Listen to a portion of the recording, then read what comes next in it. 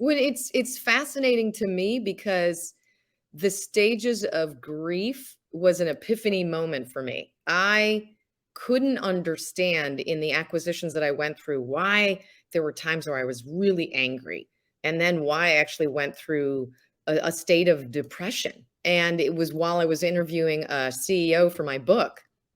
I did about 3 years worth of research and interviewed over 60 plus executives. And it was one CEO in particular when he and I got into a conversation about what happens, how people react. And his mother was a grief counselor.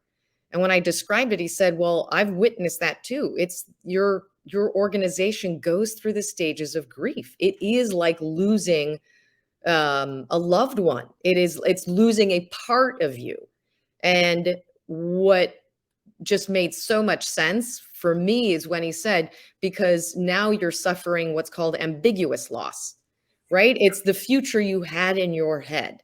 It's the future that we all typically envision for ourselves, right? If you're an ambitious employee and you want to do well at a company and you have been doing well, now suddenly all of that's called into question. Yeah, and even though you didn't have certainty, it was the plan that you had in your head. It was what you were working towards. You've identified with this company. And now all of that is, you don't know what it is. It's not necessarily good or bad, but we tend to go to the negative. And so I thought as soon as he shared that, it was a light bulb moment for me. And then as I talked to people, interviewing them for the book, consistently people said, that's it. Yeah. Right? You go from denial to acceptance. And the other aspect of that rang true for everyone I interviewed and people who have read my book, it's not a linear process. We even in grieving, you've seen everyone, or I shouldn't say everyone, but you've seen people react differently to grief. How we grieve changes by individual, and it's the same through a merger and acquisition. And so that's one of the reasons I emphasize in particular for CEOs, this isn't a linear process. You can't assume a time frame because people will get to acceptance at different rates.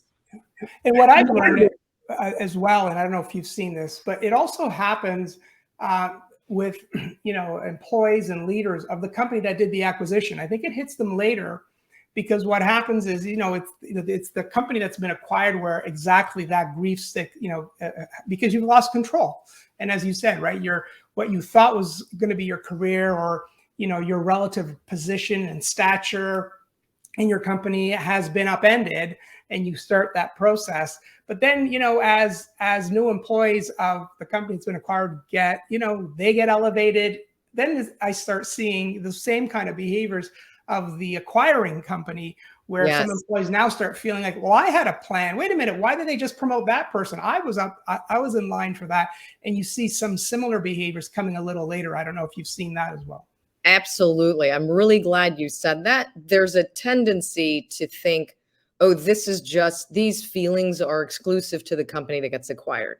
But that's not the case. This M&A deal happened for a reason. Both companies needed each other. Even if there's a tendency, and I'm actually doing another article on this around acquisition arrogance, even if that exists, the changes impact both sides, right? Now you're both in this together, and you can see that even if, to your point, it's delayed, change impacts the acquiring company's employees as well. So I'm really glad you pointed that out, because I said, it's both sides.